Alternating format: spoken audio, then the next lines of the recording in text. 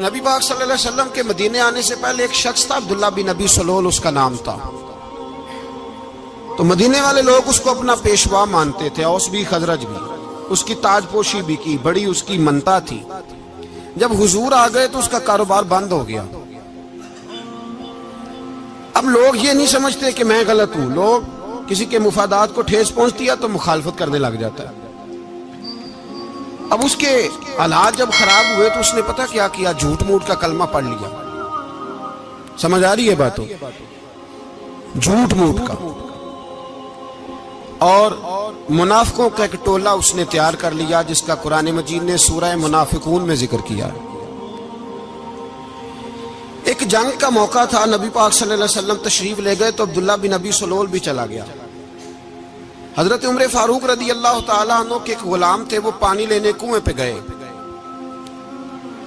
ادھر سے انصار میں سے، چونکہ حضرت عمر کے غلام مہاجر تھے، انصار میں سے ایک شخص پانی لینے پہلے سے آیا ہوا تھا۔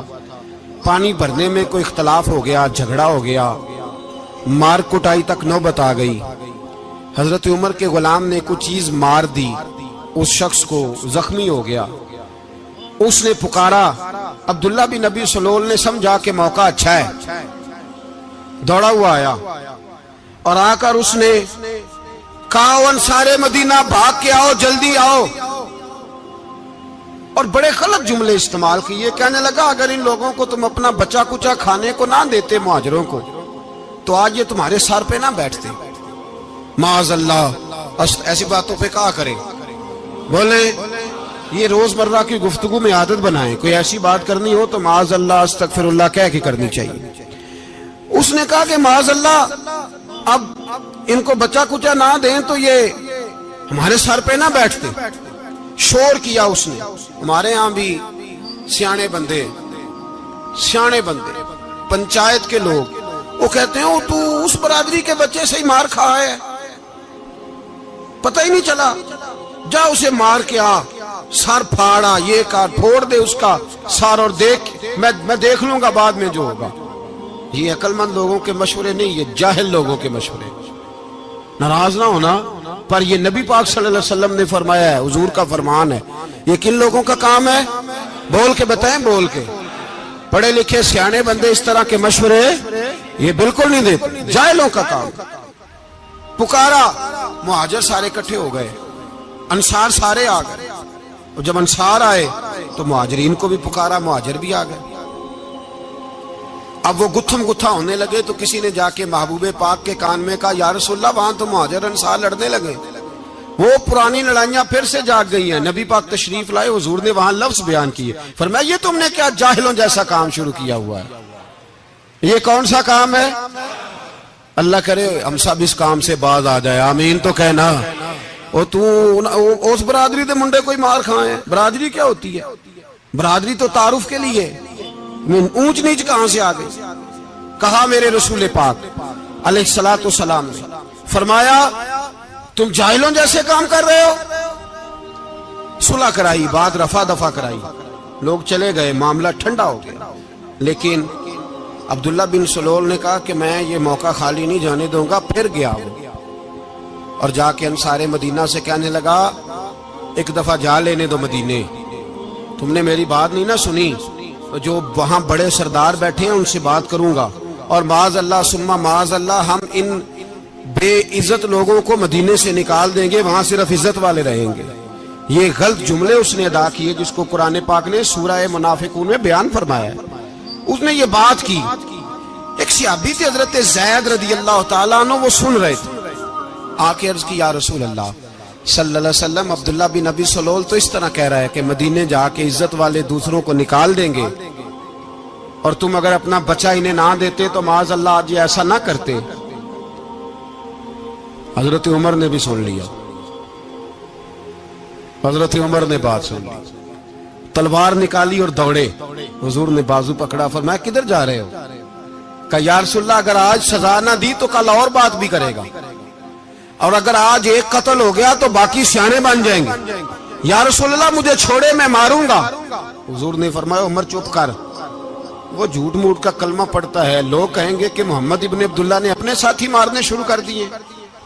چپ کر، حوصلہ کر، صبر کر، دلیری کر۔ حضرت عمر کہتے ہیں میری حضور کے کہنے پر میں ٹھہر تو گیا، پر وہ میرے اندر جو آگ لگی ہوئی تھی ٹھنڈی نہیں ہو رہی۔ کہتے ہیں میں چپ تو کر گیا۔ نبی پاک علیہ الصلوۃ والسلام نے پوچھا عبداللہ بن نبی سلول سے تو نے یہ کہا ہے؟ کہنے لگا حاشا وک اللہ، میں نے بات ہی نہیں کی۔ ہاں، اب لوگ کہنے لگے کہ زید تو نوجوان ہے تو یہ بوڑھا آدمی ہے، چلو صحیح کہتا ہوگا۔ حضور بھی خاموش ہو گئے۔ اللہ پاک نے قرآن مجید نازل فرما دیا، فرمایا اللہ نے سن لی ان کی بات جنہوں نے یہ کہا ہے، اور پھر لفظ بڑے حسین ہے، فرمایا یہ کہتے ہیں ہم عزت والے ہیں؟ نہیں، وَلِلَّهِ الْعِزَّةُ وَلِرَسُولِهِ وَلِلْمُؤْمِنِينَ، فرمایا عزت تو اللہ کے پاس ہے، اللہ کے رسول کے پاس ہے، اور عزت تو مومنوں کے پاس ہے، مومنین کے پاس عزت ہے۔ یہ قرآن پاک نے سارا مضمون بیان کر دیا کہ عبداللہ بن نبی سلول غلط کہتا ہے اور حضرت زید صحیح کہتے۔ حضور نے کچھ نہیں فرمایا، جا رہا ہے قافلہ۔ جب مدینے کی سرحد آ گئی نا، حدود مدینہ منورہ کی شروع ہوئی، تو عبداللہ کا اپنا بیٹا، اس کا نام بھی عبداللہ بن عبداللہ تھا، اپنا بیٹا اس کا بڑا مخلص جانثار غلام تھا میرے رسول پاک صلی اللہ علیہ وسلم کا، وہ تلوار لے کے مدینے کی حد پہ کھڑا ہو گیا اور کہنے لگا میرے باپ تو نے اتنی بے ایمانی کے لفظ کہے کہ میں ان کو نکال دوں گا؟ کہے اپنی زبان سے کہ میں ذلت والا ہوں، رسول پاک کو اللہ نے بڑی عزت عطا فرمائی، کہے ورنہ میں تیری گردن کاٹ دوں گا۔ بول، کہے حضور بھی عزت والے اور نبی پاک کے غلام بھی عزت، کہے اپنی زبان سے، کہے میرے رب کا یہ فرمان ہے وَرَفَعْنَا لَكَ ذِكْرَكَ، ابھی میں خود تیرے لیے تیری شانوں کو بلند فرما دوں گا۔ تو کہا کہے، تو دشمن ہو کے کہنے لگا میرے بیٹے مجھے معاف کر دے، مصطفیٰ تو بڑی عزتوں والے ہیں، ان کے غلام شانوں والے۔ جب بیٹا تلوار لے کے سامنے کھڑا ہوا، شہرت ہوئی، اب نبی پاک نے حضرت عمر کی طرف دیکھا، کہا عمر تیری بات صحیح تھی، اب جو ہوا یہ زیادہ صحیح تھا، وہ میں نے تجھے کہا حوصلہ کر، تدبر کر، وقت کا انتظار کر، یہ صحیح ہوا کہ وہ صحیح تھا۔ تو حضرت عمر فاروق کہنے لگے یا رسول اللہ میں گواہی دیتا ہوں آپ واقعی اللہ کے سچے رسول ہیں صلی اللہ علیہ۔ اتنی اچھی رائے، وقت فیصلہ کرتا ہے، تدبر سے چلے، دانائی سے چلے، علم پیدا کریں، بردباری۔ ہمیں کئی دفعہ سجدہ صاف کرنا پڑتا ہے، ہم جو کہتے ہیں بات اس کے الٹ نکل آتی ہے۔ ہم کسی شخص کے بارے میں کچھ تبصرہ کر بیٹھتے ہیں، کچھ عرصے کے بعد ہمیں پتہ چلتا ہے کہ وہ تو ایسا تھا ہی نہیں، ہم نے غلط بات کر دی۔ ہم بغیر تحقیق کے، بغیر تفتیش کے، حوصلہ نہ ہونے کی وجہ سے، صبر نہ ہونے کی وجہ سے ہم بہت سارے کام کر گزرتے ہیں، پھر ہمیں نقصان ہوتا ہے۔ اپنی زندگی میں حلم نہ چھوڑیں، حوصلہ نہ، لڑائیاں ہوتی ہیں نا گھروں میں، اس کی وجہ خامد ہوتا ہے، بیوی نہیں ہوتی۔ یہ بات گھر جا کے بتانا کہ آج انہوں نے کہا لڑائی کی وجہ کون ہوتا ہے؟ نہ بولو تسی، پر میں تے آنکھ ہی چھڑے ہے، وہ تو ریکارڈ ہو گیا ہے۔ لڑائی کی وجہ کون ہے؟ جڑے باتیں لڑتے ہیں وہ کندے ہی نہیں پے۔ وجہ کون بنتا ہے جی؟ کیوں بلا؟ اس لیے کہ نبی پاک صلی اللہ علیہ وسلم نے فرمایا عورت کی عقل آدھی ہے تو تیری تو پوری ہے نا، جس کا مطلب ہے لڑائی اگر بچ سکتی تھی تو مرد کی وجہ سے بچ سکتی تھی، گھر میں امن ہو سکتا تھا۔ کہتے ہیں جی بڑی بیوقوف ہے میری سنتی نہیں، تو میں نے کہا جو اس سے بحث کر رہا ہے وہ سیانا ہے؟ بولیں، جو بحث کر رہا ہے وہ عقل مند ہے؟ بندہ تو چلو تھا وہ دانشور شیکسپیئر، باتیں بعض اوقات اس کی کچھ ایسی ہیں۔ اس سے کسی نے پوچھا تھا عورتوں سے کون جیت سکتا ہے بحث میں، تو اس نے کہا تھا وہ جو ان سے بحث نہ کرے، جو ان سے بحث۔ تو بھائی تو وجہ اس لیے کہ حوصلہ تو نہیں کرنا تھا۔ نبی پاک علیہ السلام نے فرمایا بی بی ٹیڑھی لکڑی ہے، سیدھی کرنے کی کوشش کرو گے تو ٹوٹ جائے گی، سیدھی۔ تو پھر کتنا بیوقوف ہے جو پتھر سے سر رگڑ رہا ہے، کتنا نادان ہے جو یہ حرکت کر رہا ہے، دریا میں چھلانگ لگا کے کہتا ہے ڈوبوں گا نہیں۔ تو بھائی حوصلہ پیدا کرے، علم پیدا کرے، بہت ساری ایسی باتیں کرے گی جس میں اشتعال آئے گا، فٹافٹ 3 لفظ طلاق کے دے دیے، اب بھاگا گیا مفتی صاحب کے پاس، او ہو 4 بچوں کا کیا بنے گا؟ اور یہ بات پکی ہے کہ بچوں کو صرف ان کی ماں ہی پال سکتی ہے، ان کی ماں۔ اور بات مجھے نہیں بھولتی، ایک شخص نے بیوی کو طلاق دے کے دوسری شادی کی. اس کا بیٹا تھا 10 سال کا. تو اس نے اپنے بیٹے سے کہا کہ بیٹے بتا پرانی اماں صحیح تھی یا یہ صحیح ہے؟ اس نے کہا نہیں ابا وہ تو جھوٹ بڑے بولتی تھی، یہ صحیح ہے. وہ جھوٹی تھی، وہ جھوٹ بڑے بولتی تھی میری سگی اماں، یہ سچ بولتی ہے. اس نے کہا وہ کیسے؟ کہنے لگا اس لیے کہ میں کوئی شرارت کرتا تھا تو میری سگی اماں مجھے تھپڑ مارتی تھی اور کہتی تھی تجھے روٹی نہیں دے رہی، جا دوڑ جا گھر سے. تو میں دوڑ جاتا تھا تو جھوٹ بولتی تھی نہیں دینی، پھر آدھے گھنٹے کے بعد مجھے ڈھونڈنے لگ جاتی تھی، ڈھونڈ کے لاتی تھی، پھر میری منت کرتی تھی، پھر مجھے کہتی تھی نہ مجھے ستایا کر، پھر میرا ماتھا چومتی تھی، پھر میری مرضی کا کھانا بنا کے دیتی تھی، پھر میرے منہ میں لقمے ڈالتی تھی. جھوٹی تھی، پہلے کہتی ہے نہیں دینی پھر پیچھے بھاگتی ہے. یہ سچی ہے، میں شرارت کرتا ہوں تو تھپڑ مار کے نکالتی ہے، پھر میں منتیں کرتا ہوں پر روٹی نہیں دیتی، پیر پکڑتا ہوں نہیں دیتی. سچ بولتی ہے، اپنی بات پہ ڈٹ جاتی. او بھائی بچے اس کی ماں ہی پال سکتی ہے، تو نے 3 جملے کہتے سوچا ہی نہیں، تیرا کا گیا تو یہ تو نئی بیوی ملے گی، اور اس کا بھی کیا گیا، اس کو بھی شاید شوہر مل جائے. ان پھولوں کی پرورش صرف ان کا مالی کر سکتا ہے، دوسرا کر سکتا تو نے حوصلہ ہی نہیں کیا. ٹھیک ہے غلطی بیوی کی تھی پر تو مرد تھا نا، تیرے پاس تو دلیری تھی. فٹافٹی 3 طلاق کے جملے کہہ دیے. اور میرے رسول پاک علیہ السلام نے فرمایا جائز کام بڑے ہیں پر طلاق جائز تو ہے پر میرے رب کو پسند نہیں، اللہ کو پسند. تو نے مالی بگا دیا جس نے تیرے گھر کا باغ سینچنا تھا. تو بھائی یہ حوصلہ نہیں، درجنوں طلاقیں، 20 کیس، اور ابھی وہ شادی کے پورے کپڑے نہیں پہنے تو طلاق پہلے. اس کی وجہ یہ کہ حوصلہ نہیں، صبر نہیں، رضا نہیں، ہم احساس نہیں کرتے. اگر تو یہ سمجھ جائے کہ بس اللہ نے جو میرے لیے بہتر سمجھا مجھے دے دیا، صحیح ہے میری آزمائش ہے کیا ہے کچھ ہے، جو اس نے بہتر سمجھا مجھے اس نے، پھر تو سکھی ہو جائے، تیرے لیے جینا آسان ہو جائے، پھر تو بہت ساری پریشانیوں سے آزمائشوں سے دور ہو جائے. میرے نبی پاک علیہ السلام نے ہمیں حوصلہ کرنے کا حکم دیا، دلیری. 2-3 سال شاید پچھلے سال یا اس سے پچھلے سال حج کے موقع پہ نا ہمارے پاکستان میں تو بڑے بڑے انوکھے واقعات ہوتے ہیں. سننے سے کیا میں کہتا ہوں وہ عبرت کے لیے ہوتے ہیں. جعلی ویزے لگوا دیے حج کے کسی ایجنٹ نے، اللہ کے مہمانوں کو بھی لوگ لوٹ لیتے ہیں. جعلی ویزے لگوا دیے. اور مزے کی بات یہ ہے کہ پاکستانی ایئرپورٹ سے گزر بھی گئے وہ ویزے والے، اور احرام باندھے لوگ جدے پہنچ گئے. 4 آدمی تھے، انہوں نے ویزا دیکھا تو کہا نکلی، آپ کو واپس جانا پڑے گا. اگلی فلائٹ سے وہ لوگ واپس آئے. آپ مجھے بتائیے ان کی جب وہ چھوٹے چھوٹے کلپ آئے، میڈیا نے ان کی باتیں سنی تو ان کے آنسو نہیں تھمتے تھے. ایک آدمی احرام باندھ کے گیا ہے، معمولی سمجھتے ہیں آپ؟ میرے جیسا غریب آدمی کبھی اس نے ارادہ کیا اور مدینے جانے کا لیٹ ہو جائے تو کلیجہ پھٹنے کو آتا ہے. کچھ مجبوریاں پیروں میں آ جائے، نہ جا سکے تو پتہ نہیں کتنی توبہ کرنے کو دل کرتا ہے کہ کہیں غلطی تو نہیں ہو گئی، کوئی ایسی بات تو نہیں نکل گئی. یقین کرے طبیعت پریشان ہو جاتی، یار کوئی ایسا کام تو نہیں ہوگا جس کی وجہ سے یہ بات ہوئی.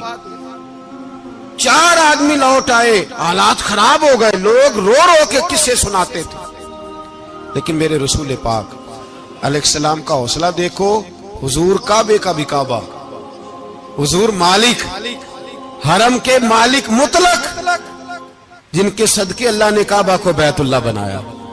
حاجیو آؤ شہنشاہ کا روضہ دیکھو، کعبہ تو دیکھ چکے اب کعبے کا بھی کعبہ دیکھو. حضور 1400 صحابہ کو لے کے گئے عمرہ کرنے. مقام حدیبیہ پر پہنچے تو کافروں نے روک لیا، ہم عمرہ نہیں کرتے. تو اور میں خادم اور جو وارث و مالک ہیں 1400 صحابہ، ہم نہیں عمرہ کرنے دیتے، واپس جائیے. صلح لکھی جا رہی ہے. صلح کی شرطیں کیا ہیں؟ مکے سے کوئی آدمی غلطی سے بھی مدینے چلا گیا، مکے کا آدمی، تو مسلمان اگر ان کے ظلم سے تنگ آ کے، مکی مسلمان کافروں کے ظلم سے تنگ آ کے مدینے چلا گیا تو مدینے والے واپس کریں گے. اور اگر مدینے سے کوئی شخص غلطی سے بھی مکے چلا گیا تو مکے والے واپس نہیں کریں گے. اتنی سخت شرائط. حضرت عمر غصے سے کانپنے لگے, صحابہ پریشان ہیں, پر میرے رسول پاک نے صبر دکھایا, حوصلہ, تدبر. یہ تدبیر ہے, صبر ایک بہترین تدبیر ہے, اگر کوئی اپنائے تو بہترین طریقہ ہے. حضور نے فرمایا ہمیں منظور ہے, صلح کرو. اور اتنا سخت حکم ہے, کہنے لگے 1400 احرام والے واپس جائیں, بعد میں آنا, اس وقت نہیں عمرہ کرنے دیں گے. میرے نبی پاک علیہ السلام, مجھے بتاؤ, مجھے اور آپ کو دکھ ہوتا ہے تیاری ہو تو پروگرام رہ جائے, تو اگر احرام باندھا ہو اور اللہ کے رسول نے بندھوایا ہو تو حضور واپس لوٹنے لگے تو کتنی تکلیف کی بات ہے. حضور نے فرمایا چلو آئندہ آئیں گے. معاہدہ لکھا جا رہا ہے, حضرت علی معاہدہ لکھ رہے ہیں, لکھو محمد الرسول اللہ صلی اللہ علیہ محمد الرسول اللہ صلی اللہ علیہ وسلم اور قریش مکہ کے بیچ معاہدہ. یہ تحریر لکھی جا رہی تھی تو ابو سفیان بول پڑا, کہنے لگا جی ہم محمد الرسول اللہ نہیں نکلنے دیں گے معاذ اللہ, یہی تو ہمارا جھگڑا ہے. اگر آپ کو رسول اللہ مان لیا تو پیچھے رہ کیا گیا, محمد ابن عبداللہ لکھیں. حضور نے حضرت علی سے فرمایا رسول اللہ کاٹ کے محمد ابن عبداللہ لکھو. حضرت علی لکھ رہے تھے, محمد رسول اللہ لکھا تھا, فرمایا رسول اللہ کاٹ کے محمد ابن عبداللہ لکھو. تو حضرت علی کہنے لگے حضور مجھے یہ لفظ کاٹنا نہیں آتا, حضور مجھے یہ لفظ کاٹنا. کسی صحابی نے اعتراض نہیں کیا کہ لکھنا آتا تھا, کہا مجھے کاٹنا. حضور نے دوبارہ کہا علی کاٹ دو. کہا یا رسول اللہ مجھے یہ لفظ کاٹنا نہیں آتا. میرے حبیب نے تیسری دفعہ کہا علی کاٹو. تو شیر خدا نے قلم چھوڑا, ہاتھ باندھے اور کھڑے ہو کہنے لگے محبوبہ مجھے تیرے قصیدے لکھنے آتے ہیں, کاٹنے کوئی نہیں آتے. میں مجبور ہوں, مجھ سے نہیں ہوتا, کوشش کرتا ہوں, نہ قلم اٹھتا ہے نہ ہاتھ چلتا ہے. میرے حبیب پاک نے قلم پکڑا اور لفظ رسول اللہ خود کاٹ کے محمد ابن عبداللہ کرایا. بھائی وقت گزر گیا, صلح ہو گئی. یہ تدبر, یہ حوصلہ, یہ تدبیر میرے نبی نے فرمائی.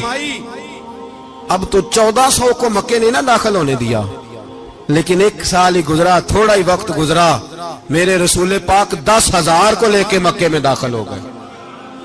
10,000. اس نے فائدہ دیا.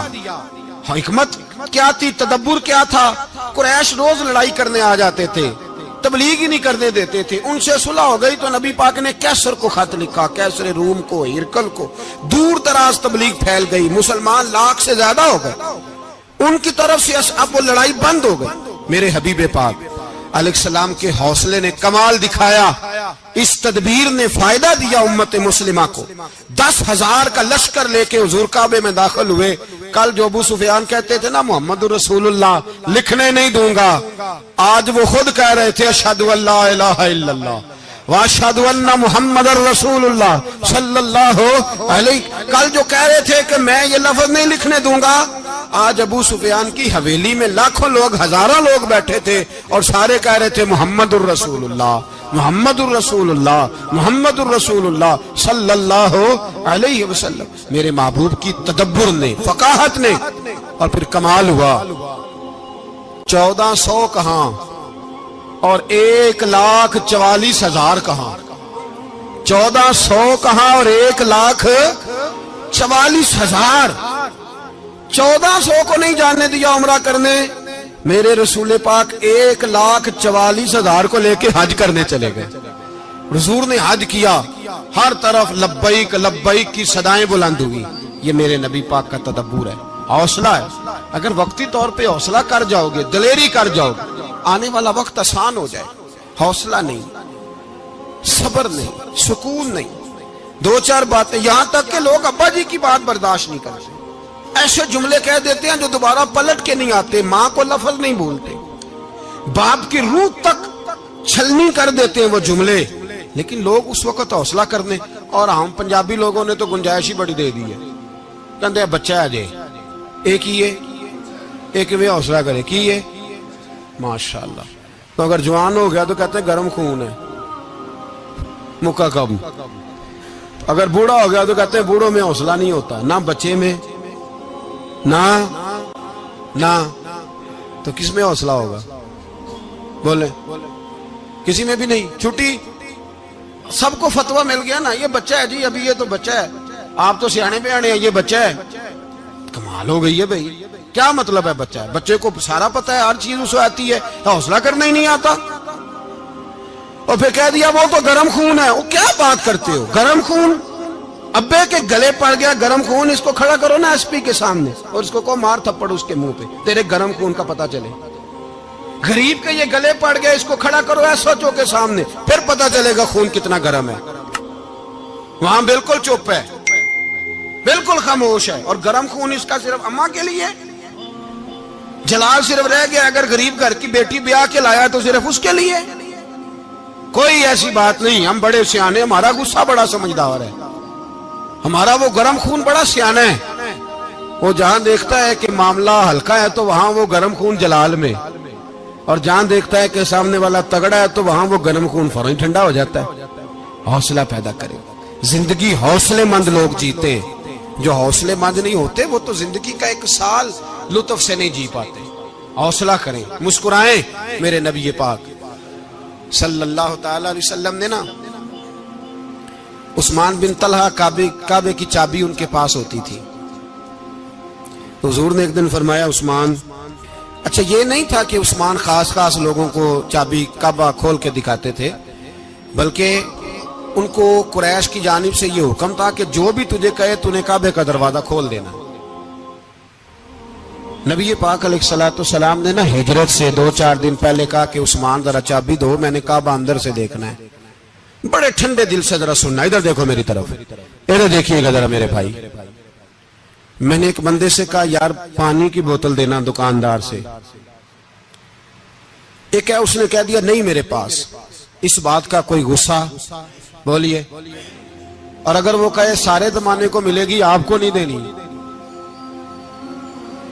پھر بولے میرا خیال ہے چپ کر کے ہنس کے آ جائیں گے, سوال ہی نہیں پیدا ہوتا. ہم کہیں گے مجھے نہیں نہ دینی, تو نے تو دکان اٹھا یہاں سے, بند کاری سے. کیا مطلب ہے سب کو دینی ہے تجھے نہیں دینی؟ کیا معنی ہے اس کا؟ لے کے جاؤں گا, جھگڑا ہوگا, بحث کریں گے. عثمان بن طلحہ سے حضور نے فرمایا دروازہ کھولو, کعبہ دیکھنا ہے. عثمان کہنے لگا میں ساری دنیا کو دکھاؤں گا, آپ کو نہیں دکھاؤں گا. کتنی سخت بات ہے, پر قربان جائیں رسول اللہ کے حوصلے پہ صلی اللہ علیہ. عثمان کہتے ہیں میں نے یہ بات کی تو نبی پاک مسکرانے لگے, اور میں اچھا نہیں دینی.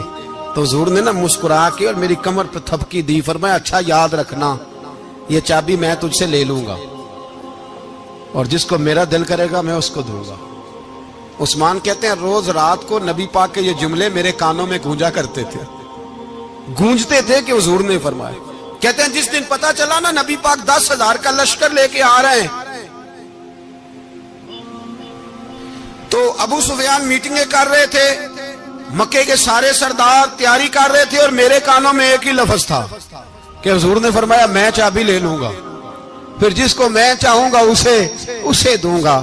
عثمان کہتے حد ہو گئی, وقت گزر گیا.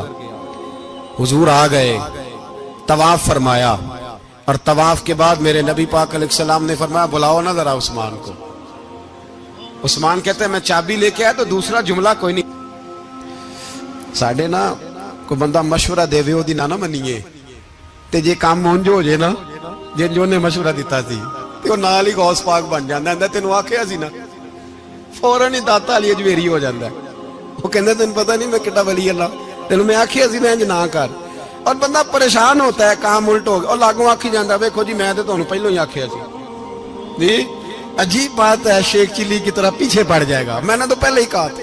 او بس کر یار, اب تو خواجہ معین الدین اجمیری ہو گیا, بس کرو. مشورہ ہی ہوتا ہے, کسی کا مل جاتا ہے اور کسی کا نہیں لیا جاتا. فوری طور پہ بندہ اٹھ کے نا تو ولایت کی 4تھی سیڑھی پہ چڑھ جائے گا, کہے گا میں تو اب دالے وقت ہوں, میں کتب دورہ ہوں, میں نے تجھے کہا نہیں تھا. اب بس کر یار, کئی دفعہ مشورے صحیح ہوتے ہیں, کئی دفعہ صحیح. بولیے. نبی پاک صلی اللہ علیہ وسلم کی احد کے دن خواہش یہ تھی کہ اندر رہ کے لڑنا ہے. جوان صحابہ نے کہا باہر جا کے لڑائی کرنی ہے. حضور نے باہر جا کے جنگ کی, بظاہر مسلمانوں کو شکست ہوئی. حضور نے ایک دفعہ نہیں کہا کہ میں نے تمہیں کہا نہیں تھا اندر رہنا ہے, بس ہو گیا جو ہو گیا. اب اس میں فٹافٹ اگلے کو حوصلہ دو، کوئی عرض نہیں یار. نبی پاک سب بولیے صلی اللہ علیہ وسلم، میرے حبیب پاک علیہ الصلوۃ والسلام نے نا کہا عثمان کو بلاؤ. عثمان آئے تو عثمان کہتے میں نے چابی دی تو میں تیار تھا، میں تیار تھا کہ اب میری بات ہوگی اور رسوائی ہوگی. لیکن کہتے ہیں قربان جائیں مصطفیٰ نے تو یہ جملہ بھی نہیں کہا کہ میں نے تجھے کہا نہیں تھا، یہ بھی نہیں کہا. حضور نے چابی لی، کعبے کے بت صاف کیے، نماز پڑھی، واپس آئے. فرمایا عثمان میرا وعدہ تھا تیرے ساتھ کہ جس کو میں چاہوں گا چابی دوں گا، یہ لو چابی میں تجھے ہی دینا چاہتا ہوں، لے لو رکھ لو. عثمان کہتے ہیں وہ چابی نہیں میرے طرف آ رہی تھی، میری طرف ایمان آ رہا تھا. وہ چابی نہیں آ رہی، ایمان آ رہا تھا میری جانب. کہتے ہیں میرے ہاتھوں میں چابی آئی اور میری زبان پہ کلمہ توحید جاری ہو گئی. بھائی تدبر، حوصلہ، صبر، رضا. ہمیں تو ٹائم بھی نہیں گزارنا تھا. گھر کا ماحول، گھر کے اندر رہ کے لوگ دکھی ہیں، اس لیے کہ ہماری طبیعتوں میں حوصلہ نہیں، ایک منٹ کے لیے نہیں، ایک سیکنڈ کے لیے بھی ہم یہ برداشت نہیں کرتے کہ چلو تھوڑا انتظار کریں، وقت کو دیکھیں، موقع کو دیکھیں. میرے نبی پاک علیہ الصلوۃ والسلام پہ اتنی مصیبتیں آئیں کہ پہاڑ پہ آتی تو وہ ریزہ ریزہ ہو جاتے ہیں، لیکن کسی مقام پر بھی حضور علیہ الصلوۃ والسلام شکوہ کرتے نظر نہیں آتے. ہم غریبی کا رونا روتے ہیں، ہر چوتھا آدمی کہتا ہے بڑا غریب ہوں، لیکن میرے نبی پاک علیہ الصلوۃ والسلام نے چوتھے دن کھجور کھائی، سرکہ کھایا ہے اور موٹے بان کی چارپائی پہ آرام کیا. حضرت عمر نے کہا حضور کتنی تکلیف ہے؟ فرمایا عمر کوئی تکلیف نہیں، تھوڑا سا تو وقت ہے، جنت میں جائیں گے، ساری نعمتیں اللہ نے ہمارے لیے تیار کی ہوئی ہے. راضی بالرضا، راضی بالرضا، کوئی کسی قسم کا مسئلہ نہیں. ہمیں آزمائشیں آتی ہیں، تکلیفیں آتی ہیں، بیماریاں آتی ہیں، لوگ چھوٹی چھوٹی بات پر پریشان ہو جاتے ہیں، ذرا ذرا سی بات پر شکوہ کرتے ہیں. میرے رسول پاک علیہ السلام نے فرمایا جب میرا رب کسی کو بیمار کرتا ہے تو 2 فرشتوں کو بھیجتا ہے، جاؤ میرے بندے کی تیمارداری کر کے آؤ. اللہ اکبر، خود رب بھیجتا ہے، جاؤ میرے بندے کی. تو مجھے بتائیے جب اللہ بھیجے تو پھر تندرست خوش نصیب ہوا کہ بیمار؟ جی تندرست پھر خوش نصیب کون ہوا؟ میرے نبی پاک صلی اللہ علیہ وسلم نے فرمایا رب 2 فرشتے بھیجتا ہے، فرماتا ہے پتہ کر کے آؤ میرے بندے کا اس کا کیا حال ہے، حالانکہ اللہ سارا ہی جانتا ہے. فرشتے آتے ہیں، واپس جاتے ہیں، رب کریم پوچھتے ہیں بتاؤ میرا بندہ کیا کہتا تھا؟ اللہ تجھے سارا ہی پتہ ہے، پر ہم سے پوچھتے تو بتا دیتے ہیں. وہ یہ کہتا تھا کہ میں اپنی رب کی رضا پہ بڑا ہی راضی ہوں. وہ تیری حمد کر رہا تھا، تیری تعریف کر رہا تھا، تیرا شکر کر رہا تھا، تیرے لیے کلمات حمد بیان کر رہا تھا. تو میرے نبی پاک علیہ السلام فرماتے ہیں، اللہ فرشتوں سے فرماتا ہے سنو پھر اگر میں اپنے بندے کو اس بیماری میں شفا دوں گا تو اس تندرستی سے زیادہ اچھی تندرستی دوں گا جو پہلے اسے عطا کی ہوئی تھی، پہلے سے اچھی صحت دوں گا. اور اگر اسے اس بیماری میں موت دوں گا تو پھر مرتے ہی اس کے لیے میں جنت کا فیصلہ فرما دوں گا. بھائی جب تو راضی بالرضا رہتا ہے، راضی بالرضا، بڑی سادی سی بات ہے بھائی. آپ گھر گئے روٹی مانگی تو اگر کسی نے کہا نا کہ اتنی تھکاوٹ ہے ٹائم پہ آیا کریں اس وقت، تو روٹی تو وہ بھی مل گئی اور اس میں لذت، وہ سکون نہیں، وہ سکون نہیں.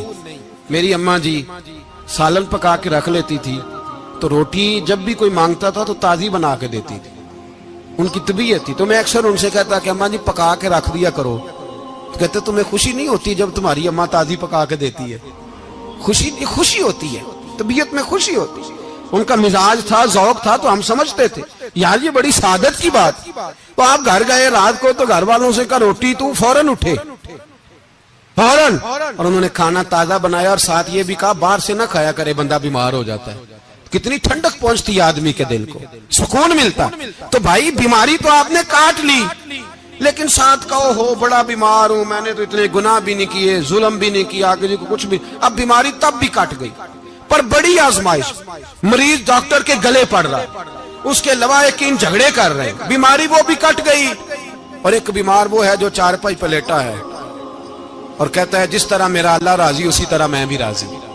تو بیماری اس کی بھی کٹ گئی. حضرت یونس علی نبینا علیہ الصلوۃ والسلام نے ایک دن حضرت جبریل امین ملنے آئے تو جناب یونس علیہ السلام کہنے لگے اے جبریل اللہ کے نیک بندوں میں جو اللہ کو اس وقت سب سے زیادہ پسند ہے نبیوں کے بعد، توجہ کرنا بات پر، جو سب سے زیادہ اللہ کو پسند ہے نبیوں کے بعد ولیوں میں، اور سب سے زیادہ اللہ جس کو اللہ کی بارگاہ میں عبادت گزار لکھا جاتا ہے، میری اس بندے سے ملاقات کرا۔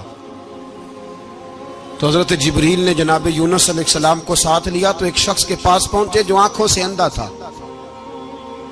دونوں ہاتھ اس کے سلامت نہیں تھے اور پورے جسم میں پیپ جاری تھی، ریشہ تھا۔ جب جا کے السلام علیکم کہا نا حضرت یونس نے، اس نے وعلیکم السلام کے بعد پہلا لفظ پتہ کیا کہا؟ اس نے کہا یا اللہ تیرا شکر ہے، یا اللہ تیرا، آپ بھی ادا کریں اللہ کا شکر، یا اللہ تیرا شکر ہے۔ تو حضرت یونس علیہ السلام کہنے لگے تو شروع سے اس طرح کا ہے، نابینا بھی اور ہاتھوں سے معذور بھی اور سارا جسم شروع سے؟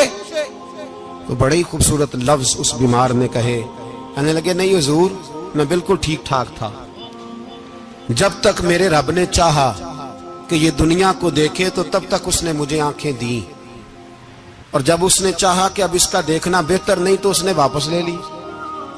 تو یا اللہ تیرا شکر ہے، اللہ تیرا شکر ہے۔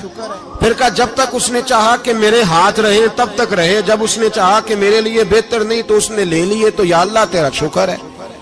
جب تک اس نے چاہا کہ میرا جسم صحیح و سلامت رہے تو رہا، اور جب اس نے چاہا کہ میرے لیے بہتر نہیں تو مجھے بیمار کر دیا، تو یا اللہ تیرا شکر ہے۔ تو حضرت یونس علیہ السلام کہنے لگے جبریل واقعہ یہ اللہ کا سب سے زیادہ شکر گزار بندہ ہے، سب سے زیادہ عبادت گزار بندہ ہے، سب سے زیادہ۔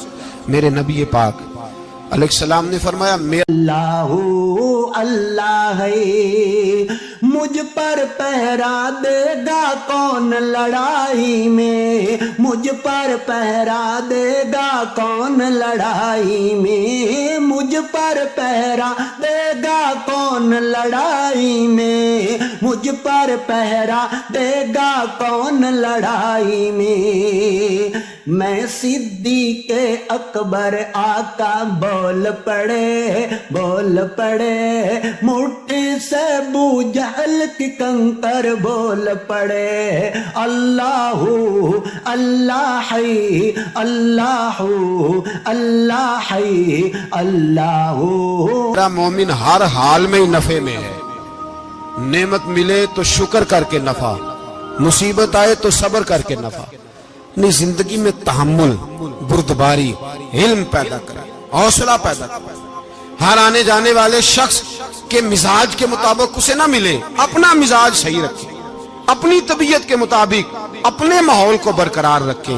علم کے ساتھ گزارا کرو گے تو رشتہ داروں سے بھی بنی رہے گی، دوستوں سے بھی بنی رہے گی، ہر ایک سے تعلق رہے گا۔ اور اگر آپ کے اندر یہ حوصلہ نہیں تو پھر سارے معاملات پریشانی کا شکار ہو جائیں گے۔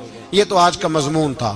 ہمیں نا لوگ مشورہ دیتے ہیں، کہتے ہیں پیر صاحب درویشوں کو سیاست کی بات نہیں کرنی چاہیے، دیتے ہیں نا مشورہ لوگ، جی تھوڑا تھوڑا بول دیں، تھوڑا تھوڑا دیتے ہیں نا۔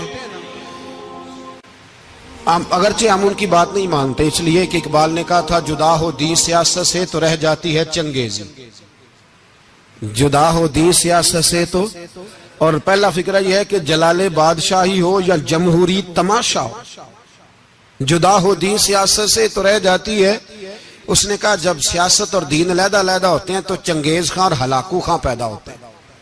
سیاست جب تک مسجد کے اندر رہتی ہے تب تک پاک صاف رہتی ہے، وہ گندی ہوتی تب جب مسجد سے نکل جاتی ہے۔ حضرت علی کے زمانے تک مسجد میں رہی، پاک صاف رہی، یزید باہر لے گیا تو گندی ہو گئی، حضرت عمر بن عبدالعزیز دوبارہ مسجد میں لے آئے تو پھر پاک ہو گئی۔ لیکن پھر بھی ایک ساتھی نے مجھے کہا تو اس کی بات میں سب کی باتیں نہیں مانتا، اس کی بات میری سمجھ میں آئی۔ وہ کہنے لگا جی اصل بات یہ ہے کہ سیاسی تبصرے تجزیے ہم اخباروں میں ٹی وی پہ جا کے بیٹھے، جا کے بڑی مہربانی میری طرف دیکھیں، وہ ہم سنتے رہتے ہیں تو ہمارا دل کرتا ہے مسجد میں صرف ہم رسول اللہ کا پیار ہی سنیں۔ تو میں نے کہا یار تیری بات دل کو لگتی ہے، یہ بات صحیح ہے، چلو یہ نیت اچھی ہے، یہ تیرا نظریہ ٹھیک ہے، مان گئے ہم۔ میں چلا گیا دکاندار کے پاس اور میں نے اس کو جا کے کہا کہ گاڑی کا انجن کھولو، اس طرح کرو اس طرح. اس نے کہا مولانا آپ جا کے نا گھر تو فقہ کی کتاب کھولیں, اس لیے کہ گاڑی کے انجن کے بارے میں آپ کو معلومات, یہاں اگر آپ نے یہ کام کرنا ہے تو اس کو پڑھیں. کسی استاد کے پاس ورک شاپ پہ آئیں, آپ کے ہاتھوں کو, منہ کو, چہرے کو مٹی لگے, دھواں لگے, گریس لگے, پھر آپ کو پتہ چلے گا انجن کیسے کھلتا ہے. صحیح کہہ رہا ہوں نہیں صحیح کہہ رہا؟ دھواں گلا تو یہاں کر چڑی جائے. صحیح کہہ رہا ہوں جی. اگر مولوی کو اجازت نہیں سیاست کی بات کرنے کی, اور مولوی کو اجازت نہیں کہ انجن کی بات کرے, تو سیاستدان کو اجازت ہے دین کی بات کرنے کی. یہاں تو وہ آئے نا مدرسے میں پڑھے, پورا دین حاصل کرے, پھر وہ بولے تو پھر تو ٹھیک ہو گیا. لیکن جب اسے سورت اخلاص بھی سیدھی نہیں آتی تو فتوے دینے کی اس کو ضرورت ہے کوئی؟ بولے نا یار کیوں چھیڑتے ہیں سیاست. ہم نا پچھلے جمعے جلوس نکالنا چاہ رہے تھے ختم نبوت کی ترمیم کے حوالے سے. حکومت وقت نے کہا کہ ہم واپس لیتے ہیں, تو میرے بہت سارے دوستوں نے کہا جی نکالنا چاہیے. انہوں نے کیا کیوں؟ میں نے کہا یار لوگوں کو بھی پریشان نہیں کرنا چاہتے, ہماری اپنی سڑکیں ہیں, کسی کو بس ٹھیک ہے. انہوں نے واپس لے لی تو بات ختم ہو گئی, ہم مان گئے, تسلیم کر لیا. اتنا ہمارا مطالبہ ہے کہ اس آدمی کو ضرور سزا دو جس نے یہ ترمیم کی ہے. لیکن ہم نہیں کرتے, کوئی نہیں نکلے, نہیں نہ نکلے بولے. تو وزیر قانون صاحب کو کیا مصیبت بنی ہوئی ہے نیا فتویٰ دینے کی, کہ ہے کوئی شوق انہیں دینا چاہیے فتویٰ؟ کہتے نہیں مرضیوں میں ہمارے درمیان تھوڑا ہی فرق ہے. مجھے یوں لگتا ہے کہ یہ جان بوجھ کر کوئی نہ کوئی ایسی شرارت کرتے ہیں جس سے لوگ اشتعال میں رہیں. جان بوجھ. حلم, حوصلہ, صبر ذات کے بارے میں تو ہے, لیکن اگر کوئی رسول پاک کی بے ادبی کرے تو پھر حوصلے کی بات ہے ہی نہیں, پھر تو جہاد کی بات ہے. اور میں دیانتداری سے مسجد میں باوضو بیٹھ کر جمعے کے دن مشورہ دیتا ہوں حکومت کو, اور وزیر قانون کو مشورہ دیتا ہوں کہ نہ فرعون کی حکومت ساری زندگی رہی, نہ نمرود رہا, نہ جاج بن یوسف رہا, نہ یزید رہا. اور یار درباری بن کے حکمرانوں کی چاپلوسی کرتے کرتے تم یہاں تک آ گئے ہو کہ اب نبی پاک کی عزت کو آنچ ڈالنا شروع کر دیا ہے. اور آپ یقین کریں سیاسی جماعتوں کا اتنا برا حال ہے کہ ان کے لیڈر کے بارے میں کوئی بات کرے تو پاگل ہو جاتے ہیں یہ احتجاج کر کر کے.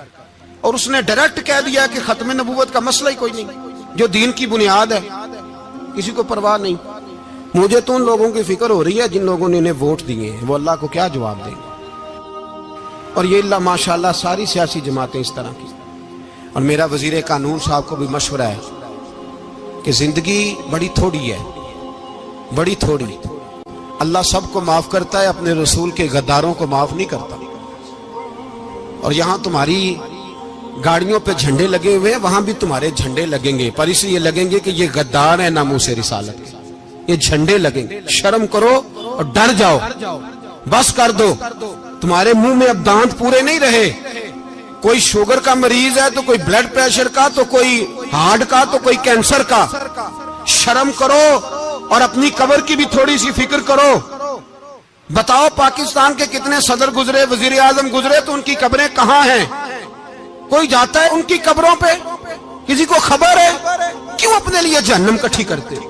سارا کچھ دنیا داری رہ گئی ہے, سارا کچھ صرف یہی رہ گیا. حضرت ابو بکر سردار تھے, حضرت عمر سردار تھے قبیلے, حضرت عثمان سردار تھے.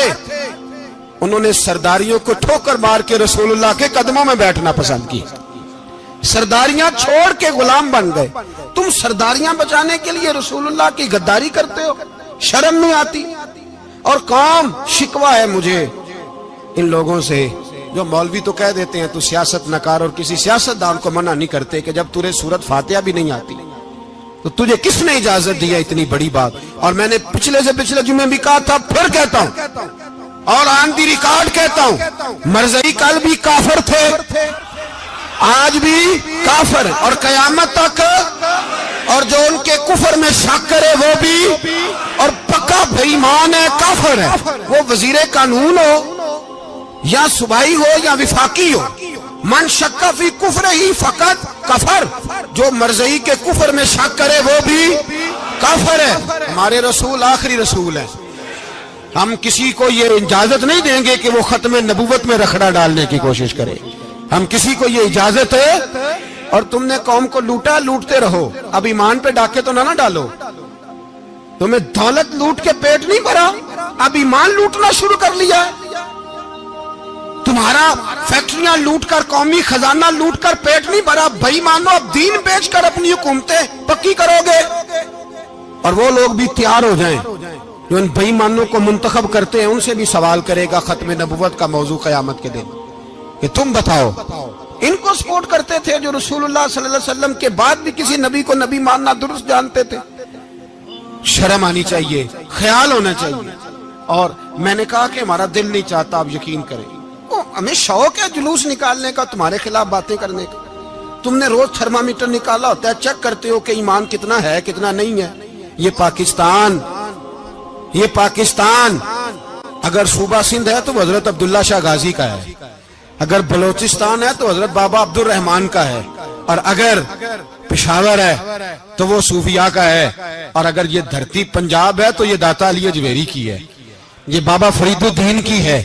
اس میں کسی غدار کو قبضہ کرنے کی اجازت بالکل نہیں ملے گی. اور ہم وہ لوگ بھی نہیں جو چپ کر کے اندر سوتے رہیں, قوم جو کرتی ہے کرتی رہے, ہمیں پرواہ نہیں. نا, ایسی کوئی بات نہیں.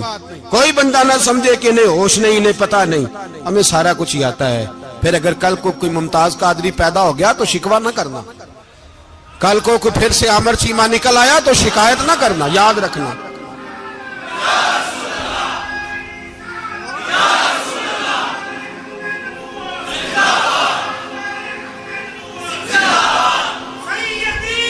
تو میرے بھائی کھول کے بولے یا نبی رسول کے صلی اللہ. تو یہ مشورہ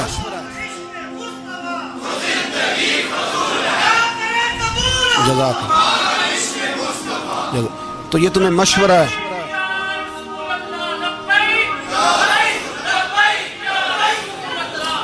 میری بات سنی, یاد رکھے. یہ لوگ بعد میں پچھتاتے ہیں, پھر مناظرے کراتے پھرتے ہیں, اس نے صحیح کیا کہ غلط کیا. پھر انہیں ہوش آتی ہے بعد میں, پھر ان کے ہواری نکل کے میدانوں میں دلیلیں دیتے ہیں. اس لیے ہمارا مشورہ ہے انہیں کہ یہ اپنی حد میں رہیں, اور جو کام تمہارے ذمہ, میں نے کہا نا تم نے بڑا لوٹا, یہ قوم روز تمہیں موقع دیتی ہے لوٹنے کا, یہ موقع دیتی ہے, تو تم نے دولت لوٹ کے پیٹ نہیں بھرے, اب ایمان لوٹنے کے چکر میں آ گئے ہو. یاد رکھو مسلمان گناہگار ہیں, غدار نہیں ہیں. تمہیں دولت لوٹنے کا تو شاید موقع مل گیا ہے, پر ایمان لوٹنے کا موقع نہیں ملے گا. تو اس لیے اس کو لگام دو. اور ویسے بھی کتا جو پالتو ہوتا ہے نا, اس کو گھر کے اندر سنگلی سے باندھ کے رکھنا چاہیے. یہ تمہارے بوٹ چاٹتے ہیں, بھونکتے ہیں, تمہارے حق میں وزارتیں لیتے ہیں. ہم نے تو کوئی وزارت نہیں لی تم سے, اور نہ ہمیں شوق ہے. اس لیے کہ ممبری کیا کرنی ہے جس کو ممبر رسول عطا کر دیا جائے, اس نے کیا کرنی ہے یہ ممبریاں جس کو پکا ممبر رسول دے دیا جائے. تو اس لیے اس سے باہر آؤ. میں نے کہا بڑے بڑے نمرود, فرعون, قارون دفن ہے, تمہارا بھی نام تک نہیں ہوگا, بالکل نام نہیں ہوگا. اس لیے ہمارا مشورہ, اور آپ لوگ بھی آئے نا یہ اگلے سال, تو ان کو کھڑا کر کے پوچھ لینا اسلامی جمہوریہ پاکستان کا تم نے MPM میں نے بننا ہے, پہلا کلمہ ہی صحیح سنا دو.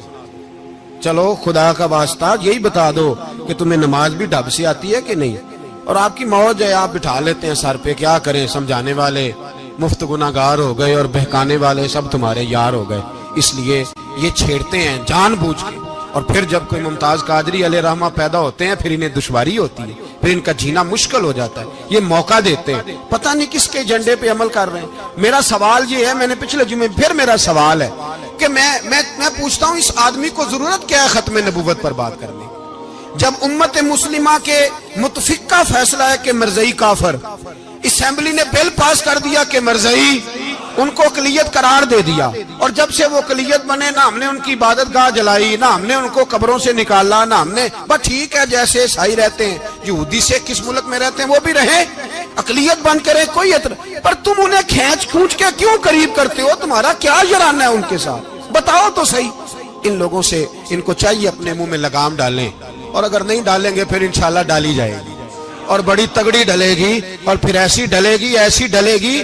سلمان تاثیر جب مرا تھا نا, تو 5-5 لاکھ روپیہ مولویوں کو آفر کی جنازہ پڑھاؤ. 5-5 لاکھ روپیہ چھوٹے چھوٹے مولویوں کو. اور داتا صاحب کی مسجد کے خطیب بھی صوبائی جو تھے وہ خطیب تھے, ملازم تھے.